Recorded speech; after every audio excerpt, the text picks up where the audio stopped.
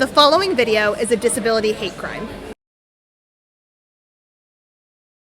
Hi, my name is Jessica, and today I'm going to spill the accessibility tea on just how messed up this entire story is. On Saturday, March 11th of 2023, a young disabled student of Mercyhurst University in Erie, Pennsylvania, went out to a bar. Due to the venue's inaccessibility, she had to leave her wheelchair unattended at the top of a flight of stairs in order to use the restroom.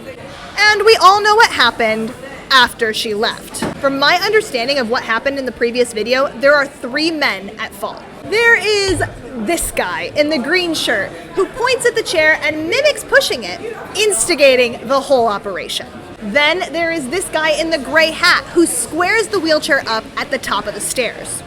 And finally, there is this guy in a white hat who sits in the chair, wheels himself around in it before giving the final shove down the stairs. In my eyes, they all played a part and therefore should all be held accountable for their actions. But the media is only paying attention to one of them. Carson Briere, the final guy in the white hat, is the son of Danny Briere, a former professional hockey player and the current GM of the Flyers in Philadelphia. On top of this pedigree, Carson himself plays hockey. In fact, TMZ was so proud of Carson's accomplishments as a hockey player that in the reporting of this incident from the other night, they chose to include his entire scoring record at his previous university, which he was conveniently removed from the team for the conduct that he had that went against the team's rules and regulations. Winner to me.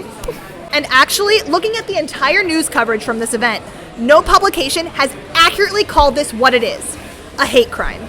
All of the titles are just describing what happened in the story, saying that a student pushed a wheelchair down the stairs, or they're just referring to it as an incident. This drastically minimizes the severity of the situation and only further perpetuates the abuse of disabled people as being an expected and forgivable act. If you're unfamiliar with the term, a hate crime must combine 2 things: a criminal offense and biased motive.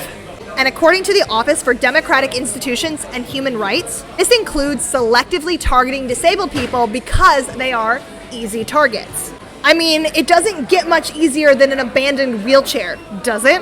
Now, I'm not a lawyer, but I do know that the destruction of property is a criminal offense. Plus, I would argue that this is a further act of violence, as mobility aids are often seen as an extension of the human body, enabling disabled people to be able to move around. I don't care how young someone is, Carson is 23 by the way, or how drunk someone is. There is absolutely 0 excuses for this kind of behavior. Since the footage of this hate crime has been released, all of the students involved have been put on an interim suspension from their hockey team, pending the outcome of the investigation. And regarding their standing as students, Mercyhurst University has put out the following statement. Quote, "Our Mercy tradition also reminds us that students and all people who make poor choices deserve opportunities to learn, change behaviors, and atone for harmful actions." End quote. I have built my entire platform off of this very premise, that people deserve the opportunity to be educated and grow and improve. But first, they must be held accountable for their actions. Crimes against disabled people are still crimes and they should be treated as such. This sort of behavior has been unchecked for far too long. In fact, when I myself was at university, I experienced a very similar situation to this one. But that is a story for another day. If you agree things need to change and you'd like to take some time to educate yourself further on the disabled lived experience, then be sure to follow me for more. Until next time!